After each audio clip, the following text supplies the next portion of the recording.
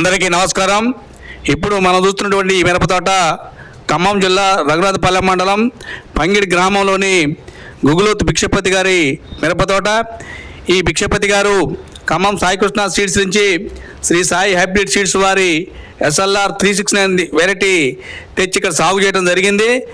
చూడండి ఆ విత్తనం ఎలా కాసిందో, కాయ కలర్లో కానీ సైజులో కానీ ఆ పచ్చికాయ కూడా ముదురు పచ్చ రంగు, ఇప్పుడు ఎరుపుకాయ కూడా చూడండి ఎంత కలర్ ఉందో. ఈ విత్తనం ఖమ్మం సాయికృష్ణ సీడ్స్ నుంచి శ్రీ సాయి హైబ్రిడ్ సీడ్స్ వారి SLR 369 వెరైటీ ఇది. ఈ విత్తనం అన్ని రకాల వాతావరణ హెచ్చుతగ్గులను కూడా తట్టుకొని ఈ విత్తనం ఈ విధంగా జంటకాయలు గుత్తులు కాసింది. కాయటం కూడా ఎంత దగ్గర కాపంటే అంత దగ్గర కాపండి, మండ ఎంతవరకు బాగిందో అంతవరకు కూడా కాయ ఉంది.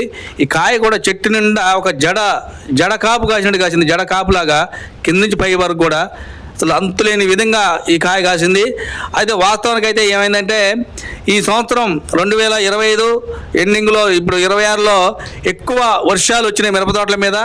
అయినా కానీ తట్టుకొని చూడు ఎలా కాసిందో, కాయ చెట్టు నిండా కాయ ఉంది.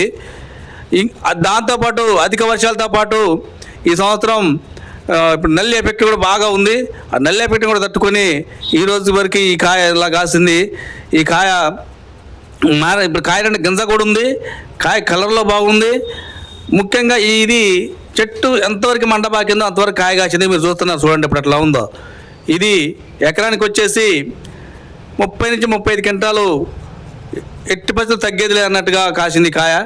చూడండి మీరు ఎట్లా ఉందో. ఒక చెట్టు కాదు, 2 చోటంతా అంతే ఉంటుంది ఇది. ఇప్పుడు మామూలుగా అయితే ఈ సంవత్సరం 20 క్వింటాలు వస్తే ఆ విత్తనం పెద్ద గొప్ప విత్తనం అనుకుంటారు 2025లో.